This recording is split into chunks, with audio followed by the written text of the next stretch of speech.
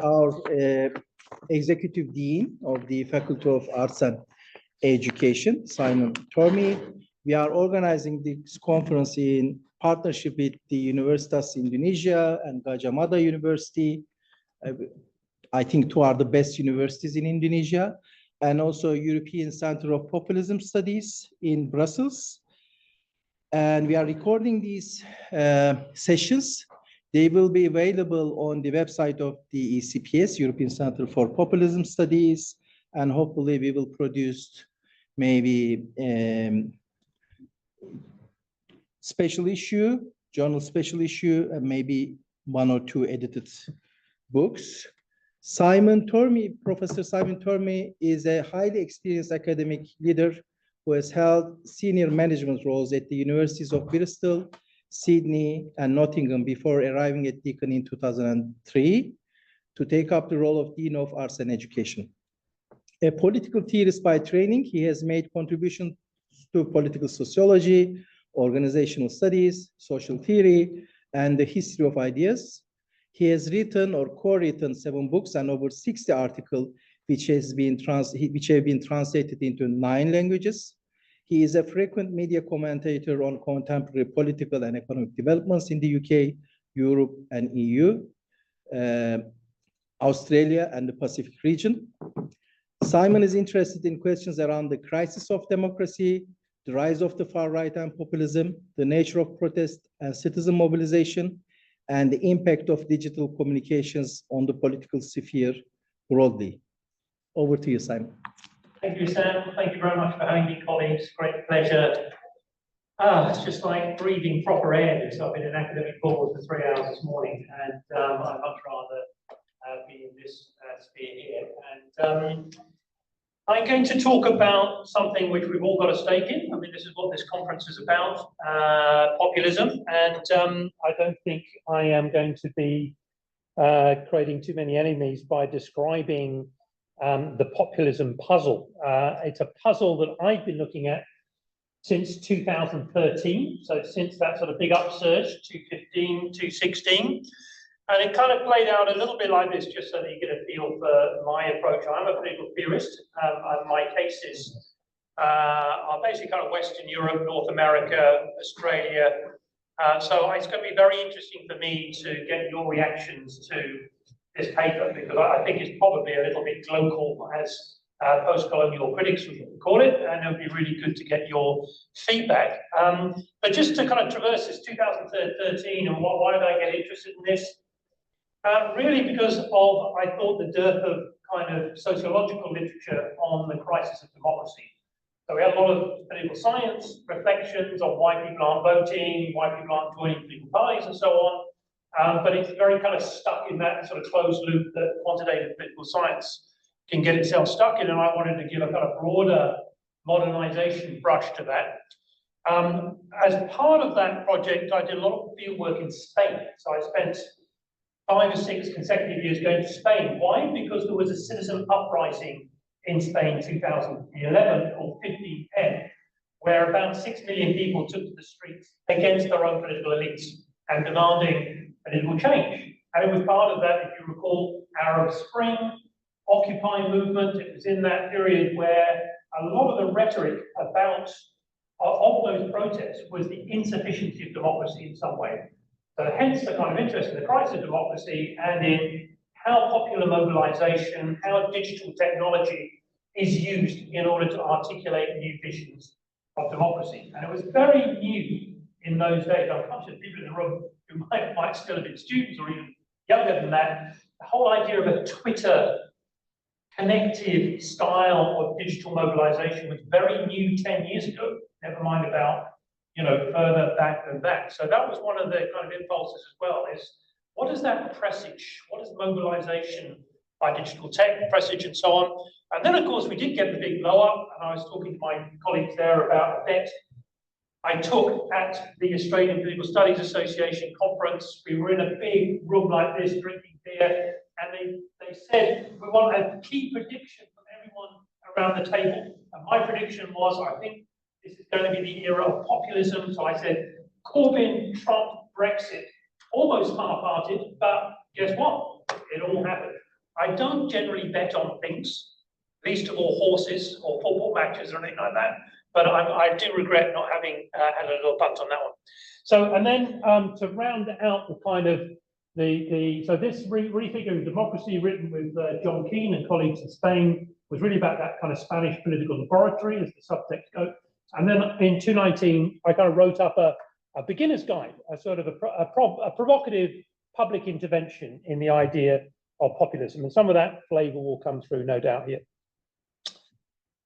So, what are the orientating questions that underpin my own work? We don't need to go too much bullet by bullet, but just to give you a kind of sense of, you got the roving mic, is that going to be easier for everybody on screen as well? So these are kind of the orientating questions of this paper. I mean, paper is probably too kind of tightly wrapped a description to talk about the kind of things that I'm interested in and how we might think about populism. But really the heart of this, the puzzle of populism, I think is what in posh terms we call the ontological problem. In other words, what kind of a thing is it that we are describing when we talk about populism? And here, just in a nutshell, is why this is problematic. So if you're a comparative political scientist, you tend to default to the idea of populism as a type of regime. And out of that comes a regime ideology, a regime movement, regime leader. And of course, we associate this approach with the kind of dominant figures, mainstream figures. That's not a critical word. These are the leaders in our subfield: Cass Mudder, Pippa Norris, late of Sydney Uni, Margaret Canavan, Paul Taggart. So this is where kind of 85% of the discipline sits. They like to think of populism as a comparative thing that you compare with democracy or compare it with authoritarianism, or like Pippa used to talk about authoritarian populism as opposed to democratic populism. But it's a label. And if we're thinking zoologically, this is something that we assign to particular kind of groups, peoples, and so on, in isolation from other kinds of labels, right? But of course, populism studies is split really, but it's split kind of 80-20. 80% is that kind of political science end, the Taggart Canavan end. The other 20% follows an Esther Leclerc's work, frankly, and it differs a little bit from continent to continent. So again, I'm really interested in your reflections on this, but the UK PSA Populism Specialist Group, which is the official group for study of populism, is a Leclercian populism. And what does that mean? It has a positive take on populism. Populism for Leclercians, and Chantal Mouffe is the Leclerc Mouffe, you'll know they were a married couple, so they're not just working colleagues. A strategy, a regime to come, or perhaps a comportment, a way of doing politics. And I'll explain some of this if you like. But from that, of course, comes the idea of left populism as something positive, something emancipatory, something that we should support. So populism is not a negative for this wing of populism studies, whereas on the first bullet, it is. But then, of course, after 2015, 2016, we also get another sense of populism as an event. And we look to people like Jeff Judas, the populism explosion, we get the populist disruption, the idea of populism as, in a sense, something which is not just a zoological category or a strategy or a comportment, but a kind of moment in the cycle of politics more generally. So we had a populist moment, populist explosion. So ontologically, that suggests that it's linked not just to a particular regime or a particular kind of way of doing politics, but that it can be a sort of lived experience, if you like. So this is the puzzle that we all have to kind of grapple with, is when we talk about populism, what exactly is it we're talking about? And having missed the morning session, that might have come up in conversation. If it hasn't so far, then it's going to now. All right, so my initial hypothesis runs a bit like this. And again, I'm just going to throw things up there for sake of time. Some of our answers are a matter of genre, okay? So it's not that Pippa Norris is right, Leclerc is wrong. What we're talking about is the use of the same term, but in different kind of genres. So political scientists like regime system types, and sociologists like me, political sociologists, and some of you might share this, we like that less. We're interested more in trends, tendencies, ways in which we can encapsulate similarities, but without categorizing them. I think categorization is very much a kind of political science approach when we're thinking about populism. And the problem is this leaves a certain level of indeterminacy in our thinking about populism. Well, that's your view. So when a Leclercian addresses a kind of a Canavan type figure, we've got an indeterminate thing. It's either bad and to be opposed and to be thought about in really a kind of largely negative way, or it's a positive or potential positive, which lies an emancipatory intent. This isn't very satisfactory. So perhaps greater determinacy can be achieved through a meta-analysis rooted in the modernization, democratization process. And I think this is going to be interesting for us to unpack, isn't it? Because really, when we're thinking about Indonesia and our region, we have a lot of emerging democratic types. Have they achieved full democratization and so on? No, many of them are on the way to that kind of a thing. So where does populism sit in relation to the modernization process really gets to the heart of my paper, actually. So I hope I'm in pretty good company here. So this is what we might call, in pompous terms, again, a longue durée approach to populism that stresses populism's modernity. So it's of our particular political culture, linked to commonly experienced processes of globalization, transnationalization, cosmopolitanism, with differential effects, but resulting in and feeding off the crisis of representative democracy, with populism therefore understood as process. Now, this is a very ugly neologism. And again, if you could just write down a better neologism for the populism process than popularization, I'd be very happy with that, because I don't like it.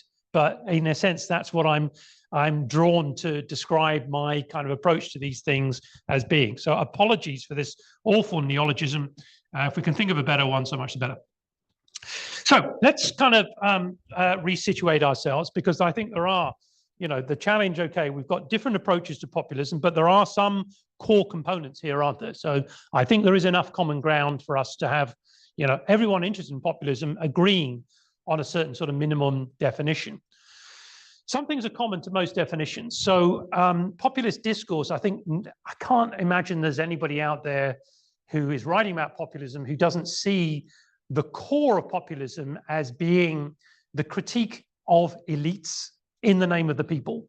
Now, of course, that doesn't rule out a member of the elite criticizing the elite in the name of the people. And of course, that is at one level a very common dynamic. Nigel Farage, privately educated, Donald Trump, multi-billionaire, the Indonesian president coming out of the elite. So we know that it doesn't. So the mistake that you guys are too smart to make, but which are some of our undergraduate students say, is that if there's a discourse about elites in the name of the people, that must rule out the fact that elites are articulating that claim. It's mostly elites articulating that claim, unless it's a variety of left populism. So I'm thinking here, the Spanish cases, Ada Colau, Manuela Carmena, Tsipras from Greece, these kind of, who are in a sense outside of the elite, and they're saying these elites are damn bad, but of course the trap is, well, if we elect them, they become part of a properly constituted elite. The other things that I think, hopefully can agree on, and again, I just throw these things out, really interested in your reaction, disruption. So populism is a disruptive kind of political phenomena because it's querying the heart of the system. And the query is the elites aren't serving the needs of the people, right? So in order to make that claim stick, there has to be a sense in which the smooth, imagined efficiency of a technocratic stroke democratic regime has been disrupted, calling into question us, the people, thinking the elites are doing a bad job. They're screwing us over. So therefore, there's a disruption. Crisis, that's absolutely implicit to populist discourse. Angela Merkel is kind of down the other end of the spectrum, isn't she, from our populist leaders? Why is that? Because she never, we can manage, we can cope. There are difficulties, there are challenges, but this is what we are in government there to do, right? She's not creating hysteria. She's not trying to generate some kind of heat and energy and emotive, affective kind of response from the people. Why is that? Because she's a technocrat, right? And she wants to get Rishi Sunak. So we've just been through populism in the UK. Rishi is a calm down everyone kind of a guy, right? Which is very irritating for his own party, which has grown to learn and love populist leadership, Boris and so on, Farage and all the rest of it. Radical simplification, I think, is another part of the story, is that elites bad, people good. That's very, very simple, isn't it? Crisis is, it's the elites who are responsible for that. We, the people, are blameless. We're the victims of this thing, right? Radical simplification of the terms of political discourse is a kind of populist strategy, whether you are a critic of populism or like Laclau, someone who's in favor of populism. What Laclau criticizes leaderships for doing is for making politics overcomplicated. It should be radically simplified, or what he calls condensed. It should be, in a sense, a kind of brutally affective emotional style of discourse. Otherwise, it's not effective. And then hyper-representation. So that's, again, a Swiss term, which I use to describe the person who says, we, the people, are not represented. I need to be the person who represents those who are not represented. So what you've got is this impossible feedback loop where the person who claims that representation is not working becomes the representor of the non-represented, right? So you get this impossible, paradoxical circle of hyper-representation. Trump can come across to the 75 million voters who voted for him in the last election as the voiceless, the voice of the voiceless, right? So you've got this kind of almost sort of demigod sort of figure. All right. So situating. So how do we get here? So just a kind of brief excursus in terms of, because if we're thinking about a longue durée approach, modernization approach, that means we're going to have to go into battle with some of these other figures who write about populism. And I'll very, very briefly, because you'll know this story very well as populist experts in here, you've got kind of three kinds of explanation that we've had over the last 10 years. A materialist one I associate with Mark Blythe, actually. He's the one who articulates this best. Populism is the result of the global financial crisis of 2008. Don't be surprised if you impoverish and immiserate large chunks of your own population, you're going to get a backlash against the elites, right? That was his take. The problem with that, of course, is that populism easily predates 2008 and can occur under very settled, rather prosperous economic conditions. 1970s is not a difficult time for Americans, and yet it gives rise to a whole series of Ross Perot and Buchanan and all sorts of figures who are populists. So there can't be a simple causal link between the rise of populism and the economy. Cultural, of course, again, you guys know this, so I'll pass over it quite quickly, associated with Pippa, David Goodhart, J.D. Vance, growing disconnect between transnational cosmopolitan elites and nativist authoritarian somewheres. So since 1960s, on Pippa's reading of this, there has just been a backlash against liberal cosmopolitanism, hence the rise of nativist, nationalist, reductive identitarian politics. But again, the kind of problem with that is that it discounts left populism. So if you're looking at this in the round, not just interested in right-wing authoritarian populisms, but also the rise of left-wing populisms, of which there have been many, Bernie Sanders, Jeremy Corbyn, Tsipras, Spain, et cetera, then that doesn't help us at all. And then finally, political, you've got people like Jan Werner Müller, Nadia Benati, Theo Papas, growing rejection of Enlightenment values of liberalism, pluralism, and toleration. And if anyone's interested in my critique of the liberal critique of populism, drop me a line and I can send you a paper on that. But I'm not going to get bogged down on this because it's interfering with our larger story, which is modernization theory. And this is the kind of stuff I want us to be thinking about, because I think it really relates to the substance of this conference, which is how does populism articulate with, or how does it highlight the modernization process? And these are the kind of things that I'm thinking about. They're not exclusive, but when I was kind of writing this up for a publication a couple of years back, these are the kind of factors I was thinking about here as pushing us in the direction of populist style politics.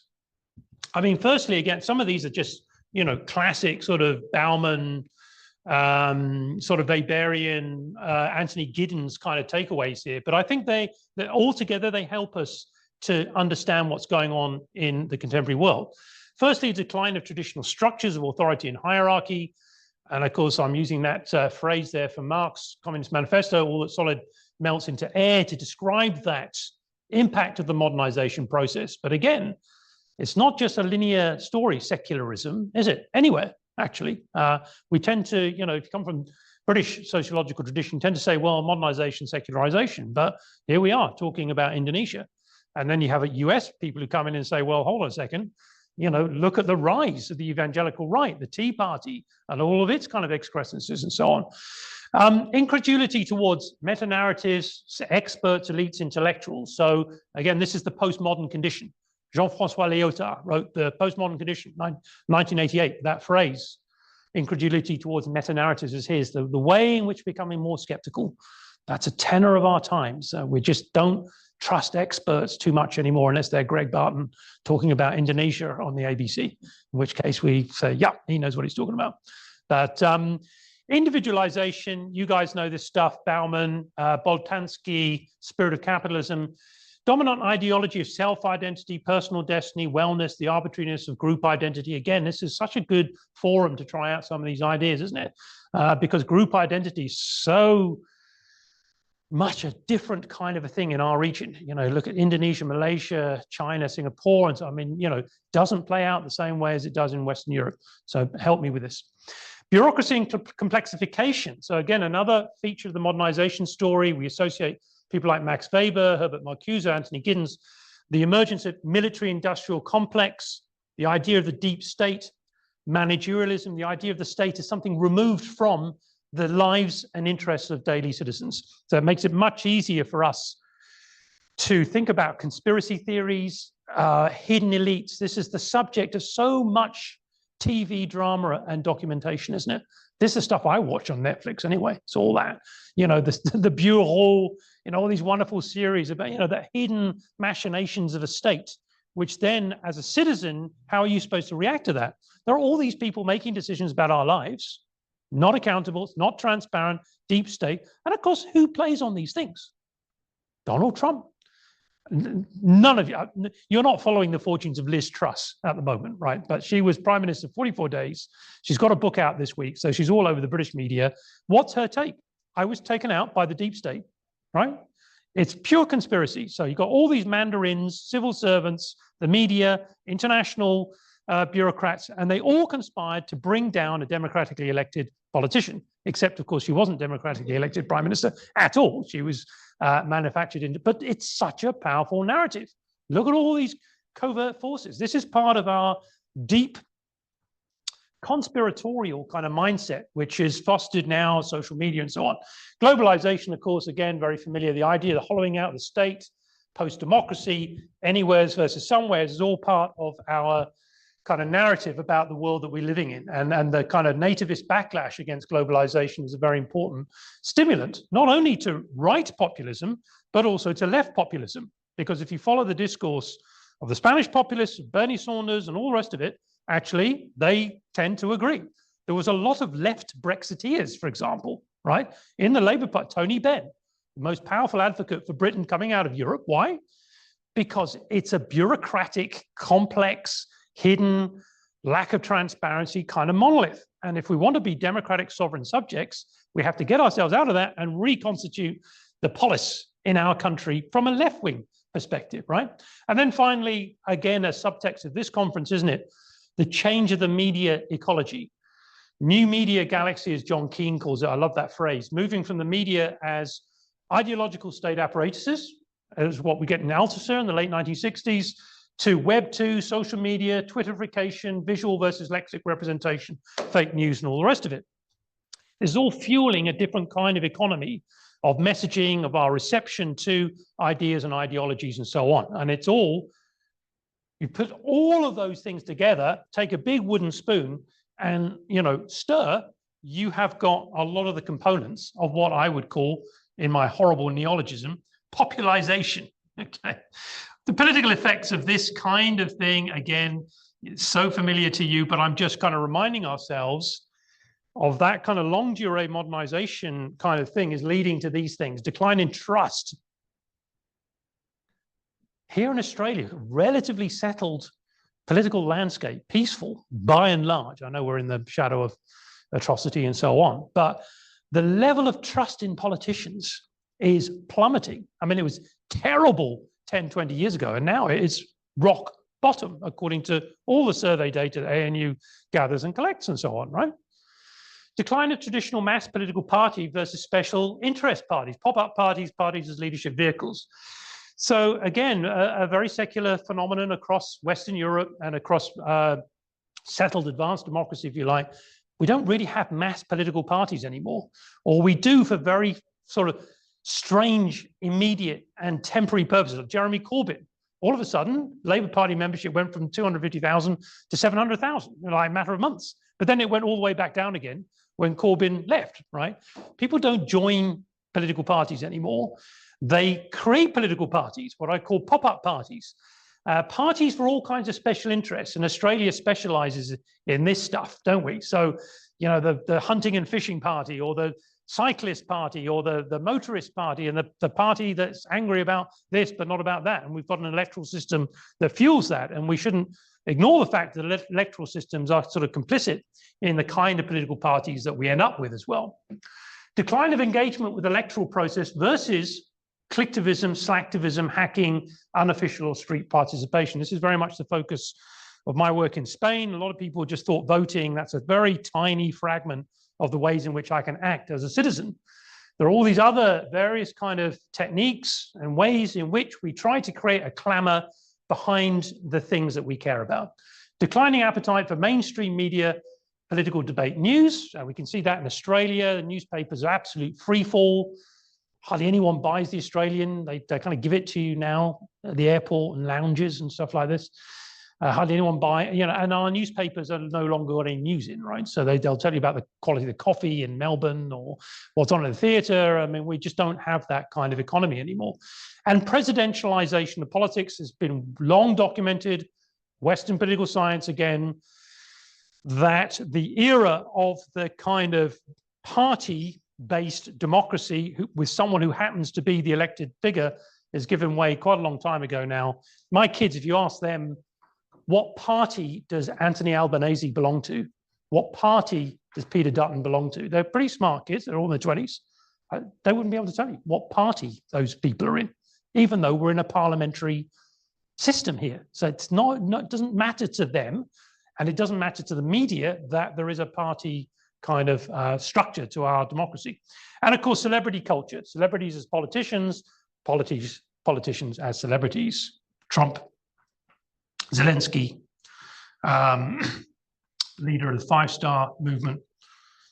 On and on it goes. Not too many slides, just 2 slides, and I'll wrap up because we've got plenty to chew on, I suspect. Let's just make sure we're triggering that. Yeah. So the economy of populism, as I would call it. So we've got these political effects, and then they are giving us this kind of set of effects. Individualized, atomized, so it's a Bauman-esque point, anxious subjects lacking sovereignty. So this is the great sort of zeitgeist of our time, isn't it? Is the sense that we lack control and autonomy over ourselves, whether that self is considered as an individual, or as a member of an institute, a member of a university, a citizen, a member of a country. It's one of those kind of very deeply ingrained and getting worse kind of political effects, is the sense in which life is becoming more complicated and less easy for us to get a handle on. You'll often hear, and I don't think it's simply because I hit 60 last year that I make this rather nostalgic sounding thing, but it is kind of endemic to our culture, is transnationalism, cosmopolitanism, growing complexity. We talk about these things very easily, very readily, and how do you control them? Or how do you gain sovereignty over them is the kind of question of our era. The emergence of authentic outsider figures and movements. So the great thing about populism, isn't it, is what it's able to do is to say, do you believe that person in a suit and a blue tie or that person in a suit and a red tie? I'm not like that, even though Trump, of course, alternates between blue and red ties. The whole point about authenticity is very important here to populism, isn't it? You come across as an ordinary citizen, articulating things in a different kind of way. This is the performative style point that I notice some people are going to be talking about in this conference, that when Ben and I wrote that paper, it was very much that, how they differ in style and tone to technocratic leaders who will give you 3 good reasons why this isn't possible. Trump says, I'm going to build a wall. You know, it's just phrases. Remettre la France en ordre, you know, Marine Le Pen. Populists like slogans, they like narratives, they like drama. What they don't like is any detail. Boris, don't ask him to give any detail about any particular thing. He won't do it. You know, it's all just off the cuff sloganizing. Condensed post-ideological messages, effective emotive campaigning politics versus competency and delivery. So this is the downside of populism, isn't it? I mean, left or right, is that populism tends to feed, I think, on this emotive, affective, lack of detail, lack of real plan to do anything. So what are you left with? You're left with campaigning, actually. There's a continuous movement, which is a little bit redolent in a kind of more, I'm thinking of Hannah Arendt's Origins of Totalitarianism, where she describes the difference between a totalitarian movement as inherent movement all the time, movement from here to there, versus regular politics, which is static, stasis, planning, you know, chronology. And populism is not a totalitarianism, but it's a kind of politics built on movement, built on generating emotion, built on affect. Hyper-representation, we mentioned, crisis fuel politics, antagonistic versus agonistic politics. So that's a phrase from Chantal Mouffe, the end of consensus, business as usual replaced by generalized anger. This is the economy of politics as we're kind of experiencing it. And finally, the desire I mentioned earlier for simplicity in getting things done versus complexity, bureaucracy, deliberation, consultation. I think let's just see, the banality of populism. So what's the banal mean? It means, I think we've kind of normalized, this is my kind of take on it, that although we associate populism with people like the rise of Trump, in fact, it's become banal. It's become so ingrained a feature of our lives in democratic societies that we're not even noticing, in a sense, how politics is being transformed from within, and as a result of both endogenous and sort of exogenous factors, so that Trump can appear like a normal option now to the Republican Party. There's hardly anyone in the Republican Party. Trump, he's just, you know, loudmouthed and so on, but, you know, he's kind of, you know, he's normalized. I think populism is becoming normal. That's what I'm getting at on this slide here. We're used now to thinking about politics as charismatic, about authenticity, campaigning, feel-good fixes, culpabilizing, outgrouping, carving the field, surfaces, impressions, performativity, evanescence. So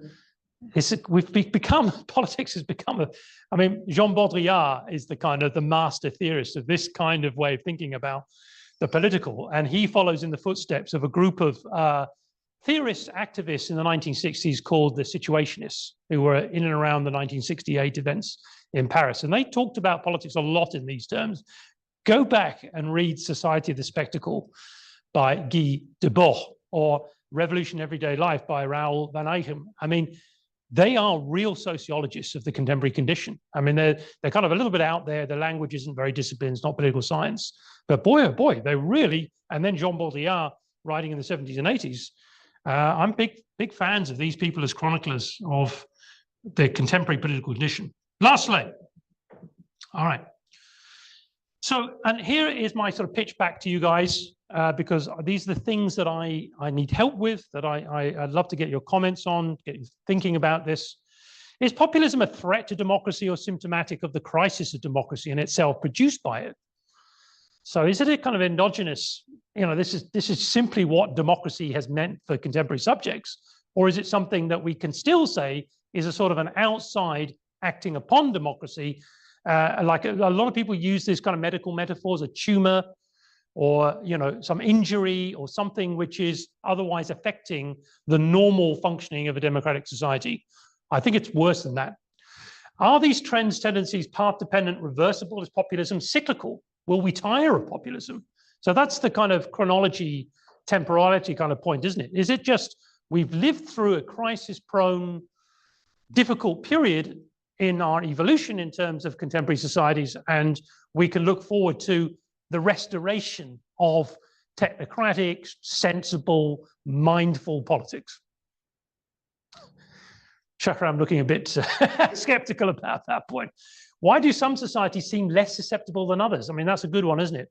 And I've had a lot of comments, given this paper, quite a few presentation a few times.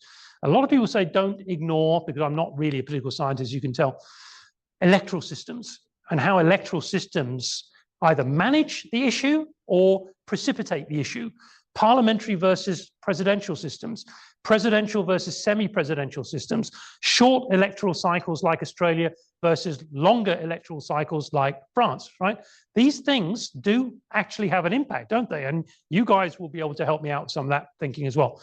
Is popular, now this is really relevant for this group, isn't it? Is populism global, limited in time, space to certain democracies, but not others, or only to democracies and not authoritarian regimes? So authoritarian populism, yeah, that we'll be talking about that, I feel sure. And how should the left or progressives respond, right? Do you embrace populism? Do you embrace effective strategies? Because you see it as endogenous to the democratization process, which is what Chantal Mouffe, the political party Podemos in Spain, and of course, Jean-Luc Mélenchon in France is the kind of key kind of contemporary figure in Europe sort of pushing. We need to be populist. You don't fight fire with, you know, a penknife. You fight fire with fire. You have to be just as energetic and emotive as the right is, or resist the flow, and if so, how? Do you think that's enough to get a conversation started? Okay, I will. Thank you, Simon. Stop at that point. Thank you. It was really great. Yeah, on your point, authoritarian regimes, if they become populist, there's a clear yes. China now they are pursuing two strategies actually. First, they also have their corrupt elite at the local level. Whatever they say, we will get rid of this corrupt elite. So they still have this, even though they have one totalitarian party, and Russia definitely. And also at another level, populism in many places has been transnationalized. Initially, they transnationalized the people. So Ummah, for instance, in the Islamic concept, so they were representing not the oppressed, victimized nation, Muslim nation within their nation state, but also the entire Ummah. So first they transnationalized the people, then now they are transnationalizing the elite. So in Hungary, with Nick Morrison, recently we published a paper in Hungary, in Turkey, in India, they are now saying that the elite, because the domestic elite has become marginalized, weak, so it is no longer a credible threat. So you can't antagonize society on the basis of the elite. What they do, no, they are the puppets of the bigger elite, universal or global deep state or whatever. And the commonality between India, Turkey, and Hungary is that it is the Western liberal elite. So Soros and people like them. So yes, in authoritarian settings, this is happening. But it's clear that this is about crisis of representation, right? And crisis of democracy. And we've been speaking about this since the time of Plato.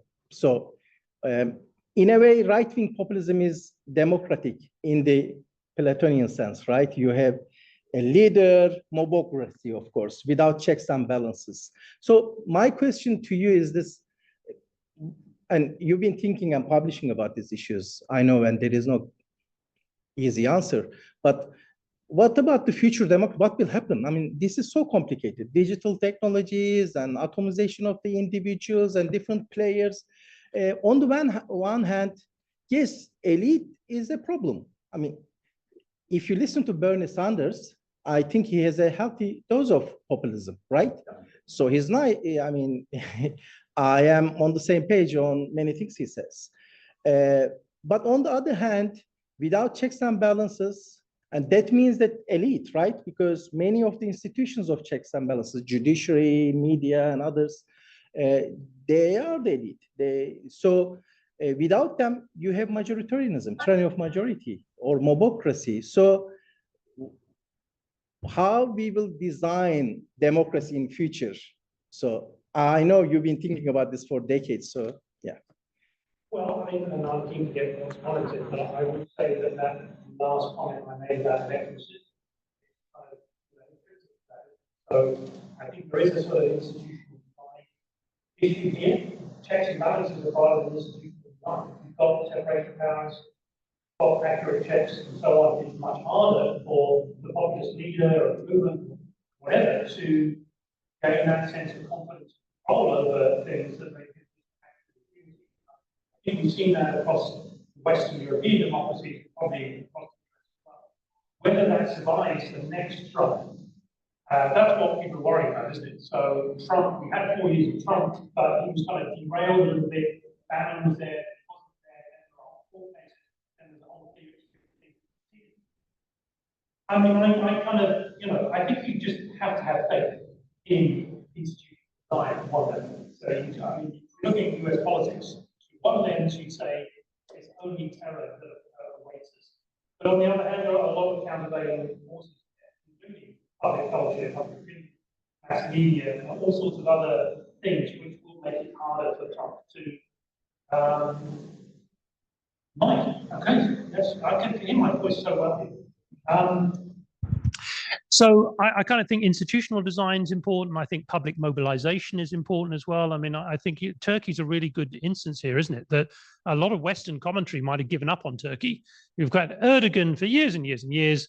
They've become supine, authoritarians, hero worshippers. No, they haven't, because we have another set of elections and there is a bubbling, you know, consequential public culture in Turkey, which is able to remobilize forces of a different kind, whether they're democratic or you know, allied to religious factions and parties and so on. But it's a countervailing essence, isn't it? And I do believe that in a little bit in people power as well as institutional design, if you've got one but you haven't got the other, you're in trouble, I think. But if you've got both, then I think we can be confident in the robustness of the response to malign populisms, if you like. Yeah.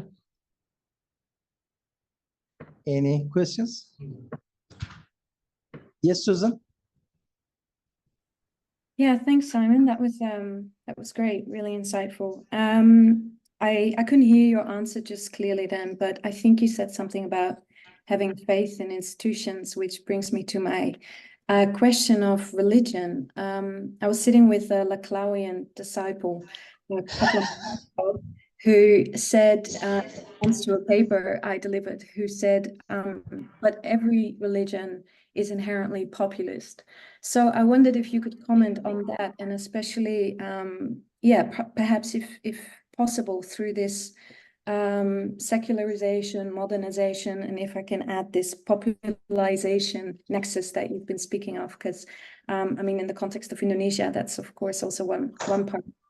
Thank you. Thanks, Susan. And this is such an intriguing issue for us to discuss here, isn't it? In the context of a kind of, you know, where religion really counts, both as an institution and as an attachment shared by a very large part of the population. So, and I'm not a Laclauian. I mean, I'm a great admirer of the work, so I can speak with some dispassion about this, but I get where you're coming from, Susan. But I think the point of the kind of Laclauian thing is that the core of politics is contestation.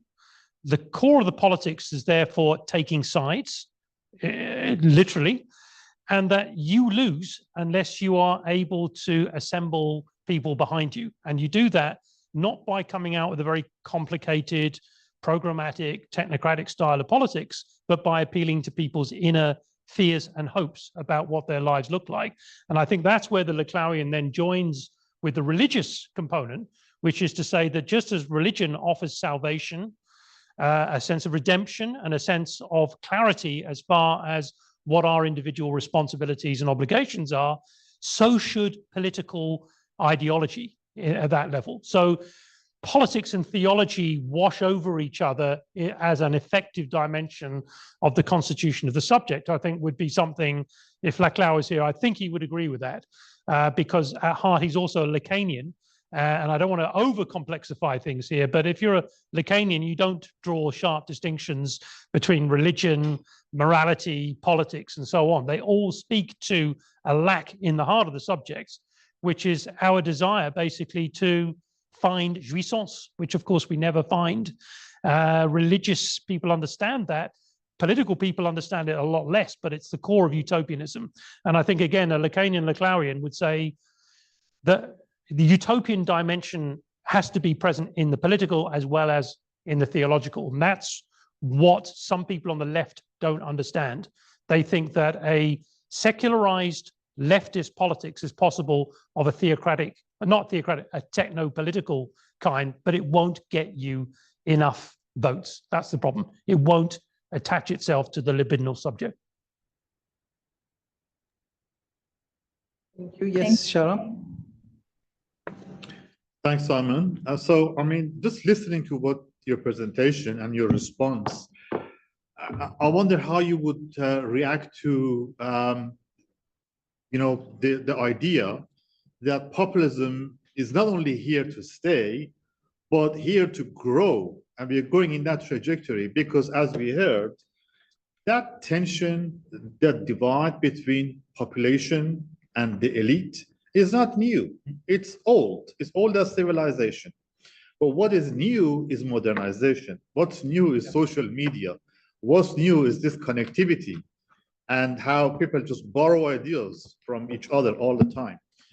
So this connectivity has allowed populist ideas and populist critiques of the elite to really spread out so fast, instantaneously. And Trump has mastered the art of using social media to convey his populist views. So if this is the trajectory, would you say that we are actually going towards in a direction where democracy, the way we know it, in this institutionalized format, is in serious trouble? We might need to think about democracy in a different format. Yeah, I have so many echoes of my conversations with John Keane, because this is very much his line, you know, life and death of democracy. He's a great one for thinking. His view of democracy, I mean, I don't want to, you know, it's not an argument with John Keane, you're asking the question, but I mean, it helps. He's very much, institutions are the core of democracy, whereas as you can hear, I'm saying the core of democracy is also institutions plus people, plus the demos, plus us, actually. And that institutions can become very stale, very outmoded, and very alienating for people if they're not part of the kind of lifeblood of the polis. And I think that's a little bit the story over the 60s and 70s, is that those institutions got stale, they were far removed from the lives and interests of ordinary people, and we've had a kind of backlash against that. Now, some of that backlash is not only understandable, but it's quite a good thing. What did populism do? I mean, there's a lot of commentators who are hostile to populism said it re-energized politics. So the populists kind of upsurge 2015, 16, and so on, actually got people voting again. It got people joining civic initiatives. It got them onto Twitter. It got them angry, frustrated, hopeful. So a lot of books, as you know, Shahram, and were written in the 80s and 90s saying the death of politics mean we were no longer interested. We were bored with politics. Politics, you know, there was a, you know, as Habermas would put it, a kind of, you know, politics just took off and became a technocratic activity and left the citizens behind. Well, you couldn't say that now in most democracies. We've actually got quite angry, but also quite interested in politics again. It's just that it doesn't manifest itself in the way that it used to in the 50s and 60s. We join a mass political party, the Labour Party, the Liberal Party. That's not the primary way that young people in particular think about themselves as political subjects. So I think that, you know, to shorten the answer here, I think it went to Ihsan's opening point about, you know, the problematique being current in Plato and the Republic, because that's where populism really is articulated, isn't it? Beware of the guy who tames the animal. That's what Plato was talking about. So that's why you need an educated elite. Well, I think we want to go the other way, don't we? We want to say that's why we need really educated subjects and citizens who are interested and mobilized and participating. And when we see that, the threat of the isolated, singular, quasi-theocratic figure, you know, having untrammeled power lessens. I think we do need to understand and learn about mobilization, participation under these new conditions and the new tools that people are using. And, you know, before you know it, there's a whole set of new tools. I'm still very conscious that even describing Twitter storms and Twitter revolutions, we don't even have Twitter anymore. It's called X. And of course, it's now a very corrupted kind of space at one level. But there are all sorts of manner and ways in which people do and can intersect with, create checks and balances, and be heard in amongst the clamor of voices. So I kind of think it's an adaptation story rather than a pessimism story. That would be my kind of take on this. Yeah. Thank you, Simon. Thank you, and it was a great session.